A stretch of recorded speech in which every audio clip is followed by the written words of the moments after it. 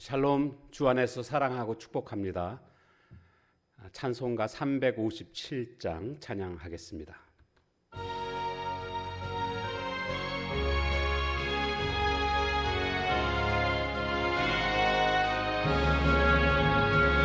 주 믿는 사람 일어나 다 힘을 합하여 이 세상 모든 마귀를 다쳐서 멸하세. 저 앞에 오는 적군을 다 싸워 이겨라. 주 예수 믿는 힘으로 온 세상 이기네. 믿음이 이기네. 믿음이 이기네. 주 예수를 믿음이 온 세상 이기네. 하나님 말씀 열왕기하 16장 10절에서 20절 끝절까지 말씀 보겠습니다. 아하스 왕이 아수르의 왕 디글랏 빌레셀을 만나러 다메섹에 갔다가 거기 있는 제단을 보고 아하스 왕이 그 제단의 모든 구조와 제도의 양식을 그려 제사장 우리야에게 보냈더니 아하스 왕이 다메섹에서 돌아오기 전에 제사장 우리야가 아하스 왕이 다메섹에서 보낸 대로 모두 행하여 제사장 우리야가 제단을 만든지라. 왕이 다메섹에서 돌아와 제단을 보고 제단 앞에 나아가 그 위에 제사를 드리되 자기의 번제물과 소제물을 불사르고 또 전제물을 붓고 수은제 짐승의 피를 제단에 뿌리고 또 여호와의 곧 성전 앞에 있던 놋 제단을 새 제단과 여호와의 성전 사이에서 옮겨다가 그 제단 북쪽에 그것을 두니라. 아하스 왕이 제사장 우리야에게 명령하여 이르되 아침 번제물과 저녁 소제물과 왕의 번제물과 그 소제물과 모든 국민의 번제물과 그 소제물과 전제물을 다 이 큰 제단 위에 불사르고 또 번제물의 피와 다른 제물의 피를 다 그 위에 뿌리라. 오직 놋 제단은 내가 주께 여쭐 일에만 쓰게 하라 하매 제사장 우리야가 아하스 왕의 모든 명령대로 행하였더라. 아하스 왕이 물두멍 받침의 옆판을 떼내고 물두멍을 그 자리에서 옮기고 또 놋바다를 놋소 위에서 내려다가 돌판 위에 그것을 두며 또 안식일에 쓰기 위하여 성전에 건축한 낭실과 왕이 밖에서 들어가는 낭실을 아수르 왕을 두려워하여 여호와의 성전에 옮겨 세웠더라. 아하스가 행한 그 남은 사적은 유다 왕 역대지략에 기록되지 아니하였느냐. 아하스가 그의 조상들과 함께 잠에 다윗성의 그 열조와 함께 장사되고 그의 아들 히스기야가 대신하여 왕이 되니라. 아멘.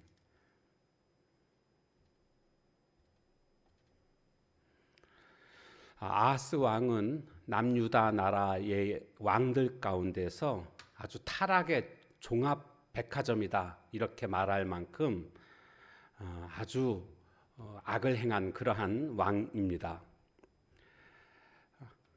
아하스가 자신을 도와준 아수르 왕에게 인사차 가게 됩니다.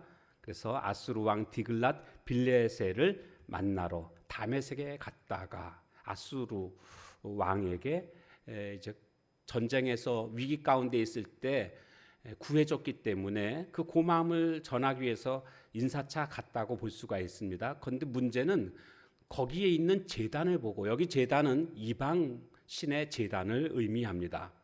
그 제단을 보고 아하스 왕이 그 제단의 모든 구조와 제도의 양식을 그려 제사장 우리야에게 보냈더니 아수르 왕한테 가서 그의 마음을 빼앗은 것이 있었습니다. 바로 그것은 그의 눈과 마음에 사로잡은 것은 바로 휘황찬란한 이방 제단이었습니다.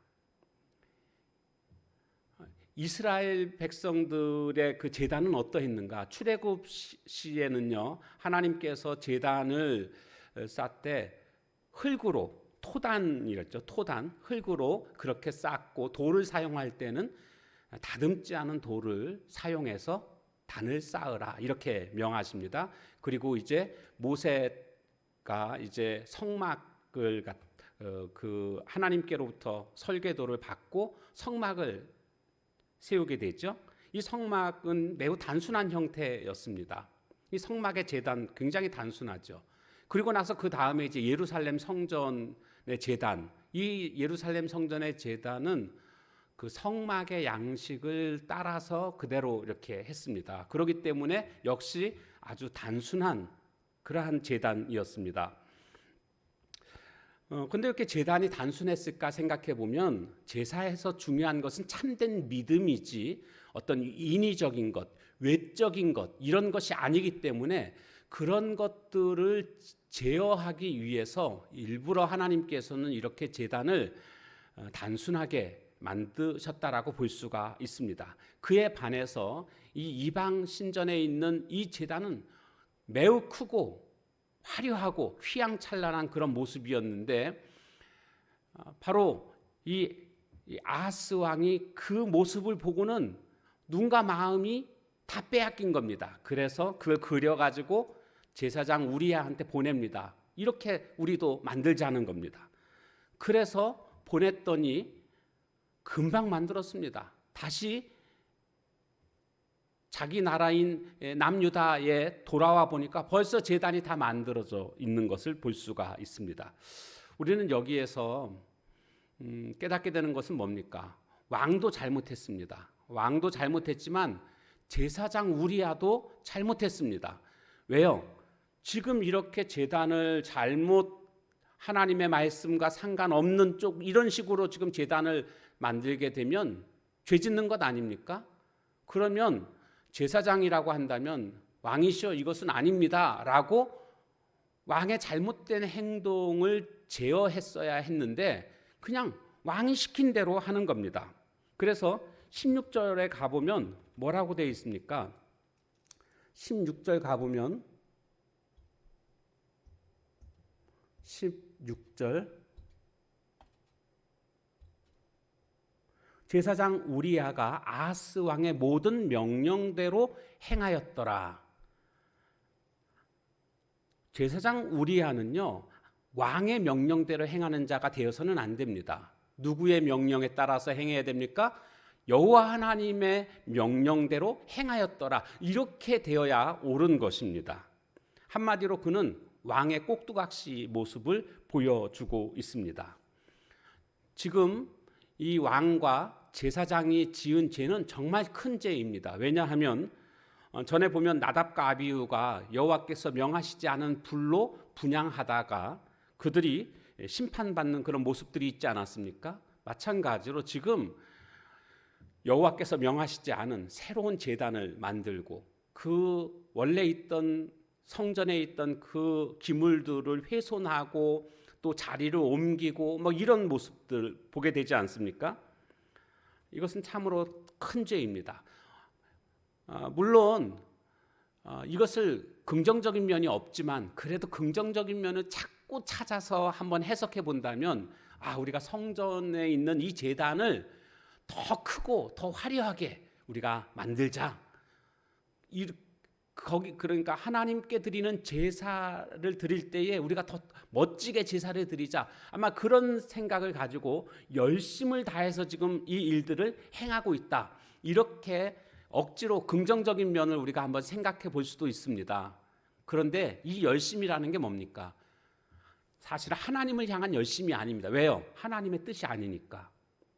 이것은요, 오늘 우리가 신앙생활 할 때에도 동일하게 적용해 볼 수가 있는데 내가 열심히 지금 하나님을 섬긴다고 합니다. 그런데 이것이 하나님을 위한 것이 아니라 나를 위한 열심이라고 한다면 이것은 죄가 되는 겁니다. 내가 좋으니까, 내가 기쁘니까, 봉사를 하든 내가 어떤 일을 하든 나를 위한 신앙생활이 되어서는 안 됩니다. 오직 하나님을 위한 그런 신앙생활이 될 때에 그것이 올바른 것입니다. 지금 이 아하스는 성전에 있는 그 제단을 멋지게 꾸미는 그런 열심, 이것을 어떤 면으로는 긍정적으로 그렇게 평가할 수도 있을지 모르지만, 물론 억지로 제가 지금 긍정적으로 지금 해석을 하고자 하는 겁니다. 그러나 아무리 그것이 긍정적인 면이 있다 할지라도 그 열심은 자기 자신을 위한 것이기 때문에 죄다라는 겁니다. 오늘 열심을 내고 있는 내 교회 생활, 내 신앙 생활이 나를 위한 것인지 하나님을 위한 것인지를 우리가 잘 분별하고 하나님이 원하시는 대로 우리가 신앙생활 하여야 할 줄로 믿습니다. 이 제사장 우리야, 그 아하스 왕, 이 아하스 왕이 다스리는 이 남유다 나라의 상황이라는 것은 정말 길고 어두운 터널을 지나는 그런 모습으로 우리가 연상해 볼 수가 있습니다. 절망적인 그러한 모습이라고도 할 수가 있을 겁니다. 그런데 그 다음을 보십시오. 그 다음 누가 왕이 되는가 봤더니 우리가 잘 알고 있는 히스기야가 왕이 됩니다. 절망하고 포기하고 싶은 그런 상황 속에서 하나님은 하나님의 백성들을 잊지 않으시고 하나님의 그 약속을 이루시기 위해서 다윗의 등불이 꺼지지 않도록 하나님께서 주신 그 축복을 이어갈 수 있도록 하나님의 역사를 이루기 위해서 히스기야를 준비하고 계시다는 것을 우리는 보게 됩니다. 다시 말씀드리면 하나님은 결코 자기 백성을 포기하지 않으셨구나라는 것을 발견하게 됩니다. 오늘 우리의 삶 속에서 때로는 힘들고 어려운 아주 길고 어두운 터널을 지나는 것과 같은 그러한 때가 있습니다. 나를 너무나 힘들게 하고 있는 그런 어려움들이 내 삶 속에서 있습니다. 그렇다 할지라도 하나님은 결코 나를 버리시지 않으시고 하나님은 나를 책임져 주실 줄 믿습니다. 왜요? 하나님은 자기 백성을 결코 버리지 않으시기 때문입니다. 우리가 이번 주에 암송하는 말씀이 뭡니까? 이 하나님은 영원히 우리 하나님이시니 그가 우리를 죽을 때까지 인도하신다. 그 말씀 아닙니까? 왜요? 자기 백성이니까. 설령 부모가 자식을 버릴지라도 나는 너희를 결코 버리지 않는다. 이렇게 말씀하신 분이 바로 우리 하나님이십니다. 그 하나님께서 나를 죽을 때까지 책임져 주시는, 자기 백성을 결코 버리지 않으시는 하나님이심을 우리가 발견하게 되면서 때로는 힘들고 어려운 상황 속에 있다 할지라도 하나님으로 인한 그런 새로운 소망을 우리는 품고 살아가야 될 줄로 믿습니다. 오늘도 주님이 주시는 소망 가운데 거하시기를 주님의 이름으로 축복합니다. 기도하겠습니다. 하나님, 나를 위한 신앙생활이 되어서는 안 됨을 깨닫게 되었습니다. 그것이 어떤 열심이든 어떤 선한 일이든 그것이 나를 위한 것이 아니라 오로지 하나님을 위한 그러한 우리의 교회 생활, 신앙 생활 되게 하옵소서. 때로는 길고 어두운 터널을 지나는 것과 같은 그러한 어려움을 우리가 겪을 때가 있지만, 그럼에도 하나님은 나를 포기하지 않으시고 자기 백성을 끝까지 책임져 주시는 하나님이시기에 하나님이 주시는 새로운 소망을 품고 우리는 살아가야 됨을 깨닫게 되었습니다.